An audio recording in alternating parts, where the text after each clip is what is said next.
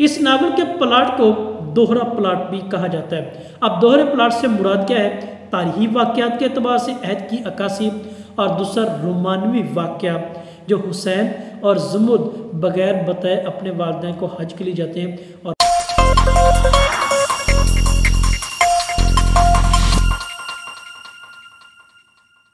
मौजूद तलबा तलिबात नाज़रीन सामईन, उम्मीद करता हूँ आप खैरियत से होंगे और हमेशा मैं आपके लिए दुआ गो खुदाए कदूस की पाकज़ात आपको हमेशा अपनी पनाह और हिफाजत में रखे।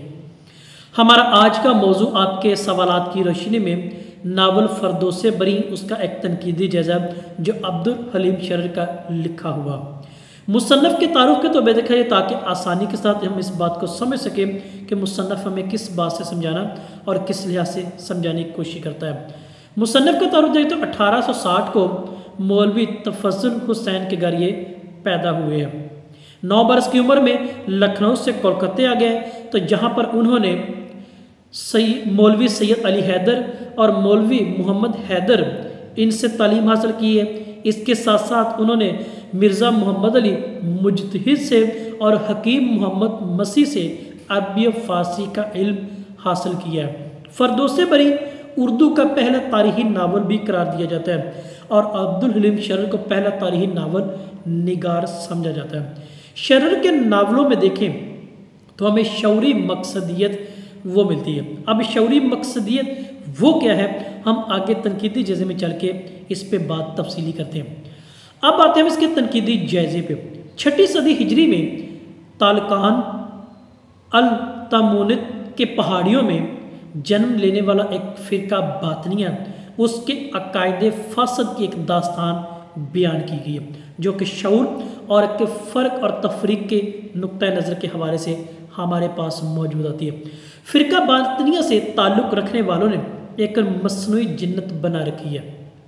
इस तहरीक का बानी हसन बिन सबा, इस तहरीक में शामिल होने वालों को फ़िदाइन का नाम दिया जाता है। 1256 ईस्वी में हलाकू खां और इसकी बहन ने कला अल तमूनत का ख़ात्मा किया और ख़ात्मे के बाद इसका अंजाम अपने अख्ताम को पहुंचता है। किरदारों के हवाले से बात की मरकज़ी 2 किरदार हुसैन और ज़ुमुद जो बग़ैर इजाज़त के अपने वालिदैन से हज के लिए चले जाते हैं। इस नावल के प्लॉट को दोहरा प्लॉट भी कहा जाता है। अब दोहरे प्लॉट से मुराद क्या है? तारीखी वाक़यात के अतबार से अहद की अक्कासी और दूसरा रोमानवी वाक़या जो हुसैन और ज़ुमुद बगैर बताए अपने वालिदैन को हज के लिए जाते हैं और बाद में शाह नसीरुद्दीन तूसी इनका निकाह पढ़ते हैं। रोमानवी किस्सा भी और एक तारीखी किस्सा दोनों अंदाज में मिलता है, तो इस लिहाज से इसको दोहरा प्लॉट भी कहा जाता है। मजहबी अक्कासी के तौर पे बात की जाए तो तारीख का लिबादा ओढ़े मज़हब को सहारा लेकर तफरीक को हवा देता हुआ ये जो तहरीरी नुक्ता नज़र इसके पस मंज़र पर हमें मिलता है। हुसैन का किरदार देखें तो मज़हब पर शदाई होने का तासुर हमें देता है, अगरचे ये मज़हब का शदाई मगर बुज़दिल किरदार के तौर पर भी मिलता है। अब वो वजह क्या है, इसकी तनकीदी नुक्ता नज़र के बारे से इस पर थोड़ी सी गौर व फिक्र करते हैं।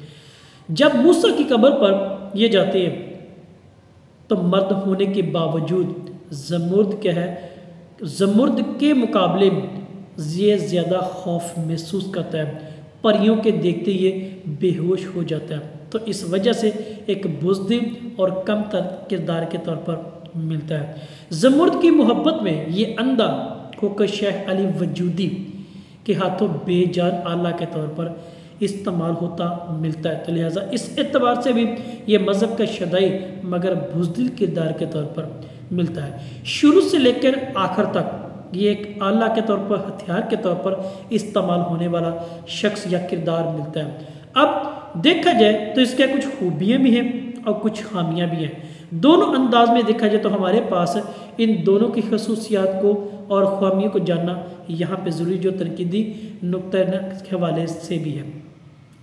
अब थोड़ा सा बात की जाए खूबियों के हवाले से तो ज़मुर्द के साथ सामान के बगैर जो रोज़मर्रा खाने पीने वाली चीज़ें हैं उनके बगैर 6 माह तक ज़िंदा रहना कलम निगार इसको एक जानदार किरदार और खूबी के तौर पर भी साबित करता है। दूसरी तरफ सख्त सर्दी बर्दाश्त की है इसने एक खूबी के तौर पर मिलती है।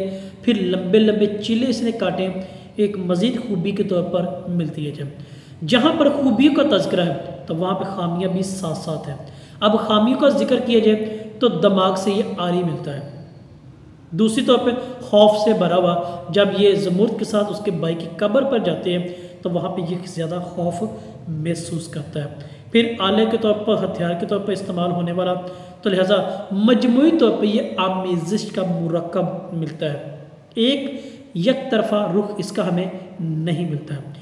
दूसरी तरफ बात की जाए तो ज़मुर्द का किरदार हमारे पास जो हीरोइन के तौर पे आता है, दिलकशी, बाहिम्मत खातून के तौर पर दिमाग का इस्तेमाल और इस्तक़लाल यानी सब्र और तहम्मुल का मुज़ाहरा करने वाला ये किरदार मिलता है। असमत का ख्याल और हिफाजत ये करने वाला खातून बाहिम्मत के तौर पर मिलती, जो कलम निगार हमें इस बात की दलील देता है कि मशरक़ी लड़की अपने भाई से मुहब्बत करती है और उसकी कब्र पर नडर होके जाती है। तो लिहाजा ज़मुर्द एक कामयाब नस्वानी किरदार के तौर पर मिलता है।